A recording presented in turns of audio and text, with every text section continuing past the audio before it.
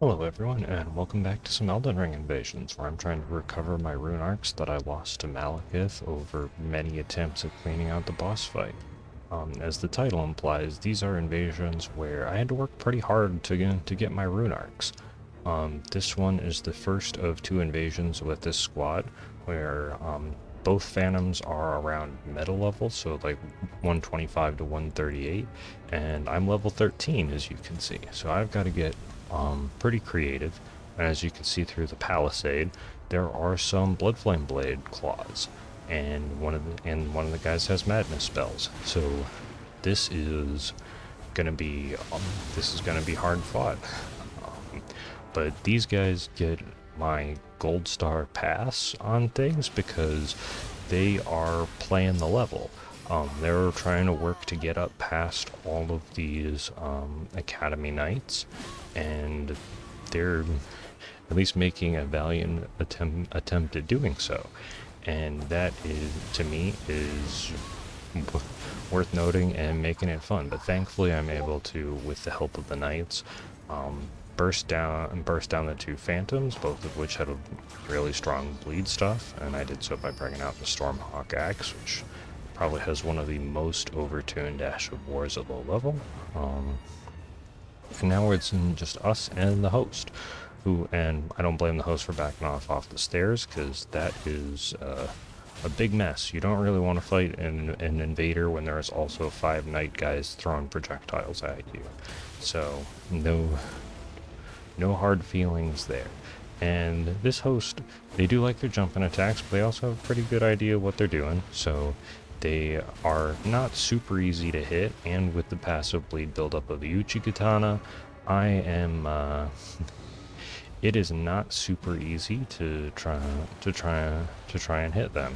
And like, they know their timing, they know their stuff. So I'm going to have to change up my strategy a little bit, because I've been trying because they outreach the straight sword a little bit. I don't really have enough hyper armor on this build for the axe punish to work against the one-handed Uchi, and I'm not doing too bad on flasks, but I am starting to get slightly lower on healing flasks, and my physic is on a timer because I started it off from the first invasion. And they're doing really well with trying to stay out of reach, and also jumping over the Irumi. So what time is it? It's going to be the katana face-off time in just a moment, where I'm going to be using my personal favorite of the Elden Ring katanas, the Serpent Bone Blade, because it has deadly poison. Now they're doing, I think, probably a taunt wiggle, being like, haha, you beat my friends, but you can't beat me. But here comes deadly poison, and that definitely changes the pace of the fight. GG in round 1, guys. That was a very fun invasion, and now we are inside the academy for round 2. And this is probably about like 30-ish minutes apart. They weren't taunters tongue running through here. And because we're on a bridge, I have Troll's Roar Claymore. And there I re-equip to the Robustness Talisman, because I would rather not get immediately bled out, especially because the bleed proc busts through hyper armor. And if you've seen my videos, you can probably guess what's coming. That. Because I want to have fun and throw people off of high places to death by gravity. So there is one phantom down. Now this guy, having seen his friend, is a bit more cautious and is spraying yellow eyeball gunk on the bridge. And with the zombies here, it's a little bit tricky to navigate. However, I start to just run past the zombies. I'm trying to encourage these guys, come on the bridge. And I'm just like, I want to fight you. You're level 1, like, you're really high level. You got 100 levels on me. Fight me. Don't send your host. So here I was in the moment annoyed because they changed tactics to be very passive, using the bow and hiding behind their host, who I know is invadable when they're in the over level 100.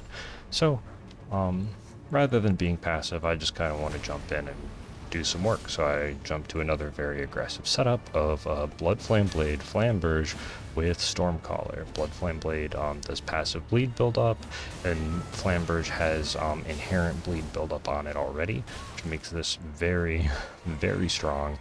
And there's a great amount of hyper armor on great swords as well as good poise damage. I don't know if they were trying to DC or something there because they just stood still, or they were trying to menu.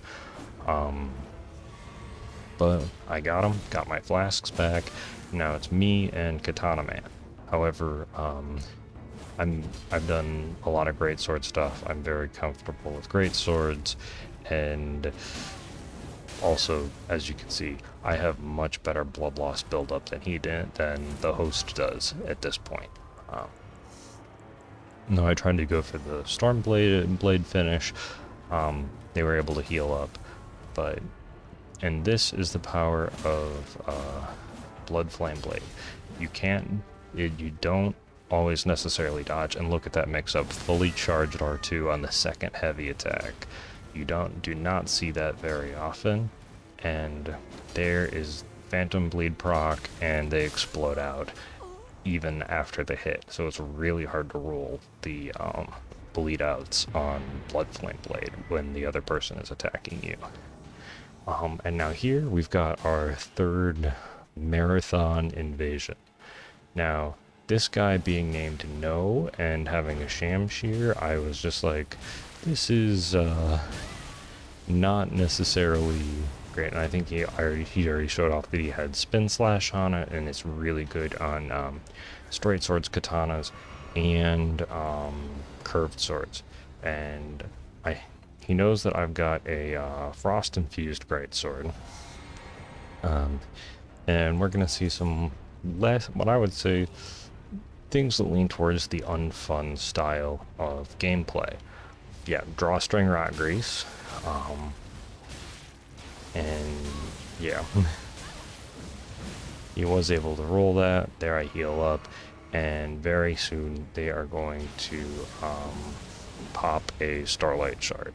So this stuff is drawstring rot grease and early starlight shards are straight out of the playbooks of people who are not super fun to play with. So I pull out the dual spears. Now this guy, by the end of this, is we're chill. But there he's using a great sword. I can't see exactly which one it is, but I pulled out dual spears because I know that I need to outspace and just do a lot of damage really fast. However, because this is my RL13 playthrough that's still in 1 and I'm not having anyone drop me stuff, I have exactly one Naginata, and I am using a short spear in my offhand because that's what I have for the carry weight. So here is the strangest spear setup you've probably seen, especially because I've got Black Flame Tornado on my Nagi. Now this host I have absolutely nothing against. I think they were just literally thrown into the chaos versus me and this Phantom. I don't think they've actually popped the Starlight Shard yet. Maybe that was later, but I really did not appreciate the drawstring rot grease in the moment. And so this guy, they're just trying to protect this host who has no idea what is going on when there's a bunch of misbegotten around here. The host is using power stance curved swords, but they're also wearing starting class armor. So they probably have like just started and are going, oh no. But yeah, this guy's got pretty good reaction timing. The misbegotten are very nice, but they're doing a good job of aggro drawing them one by one. Personally, I really like the jump. Like the running L1 is really good on the yeah, there's the Starlight Shard.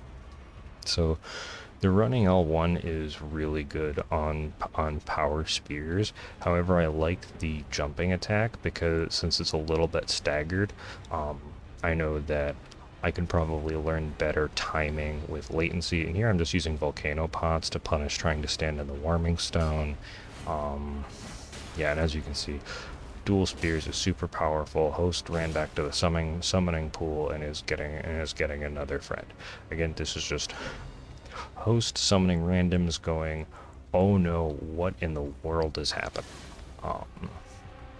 But I think by the end of this, that the Phantom Finger realizes that, like, I'm kind of just goofing, and also these guys get the gold star of playing the level. Now here, I know that this is the fastest, there are more enemies this way, so I'll have more opportunities to, like, guard the ladder and use guerrilla tactics at this point. So this is why I choose to go up this way rather than the more straightforward ladder. And my plan is pull out my trusty hand ballista. Yeah, where was I? Yeah, I was using volcano pods to punish the area of the warming stone. Here, assuming that they were going to follow, I pull out Serpent Bone Blade, Stormhawk Axe, and make sure that I got my Arumi in the right spot. However, since I don't see them following me, but I see those enemies start fighting the Godric soldier, I have the inkling in my head that they're coming up the other ladder. And when I see on the compass, when I see them going that way, and with the compass, I know that I have to move really quickly. So I climb up this ladder, and I start to head on over to guard over here.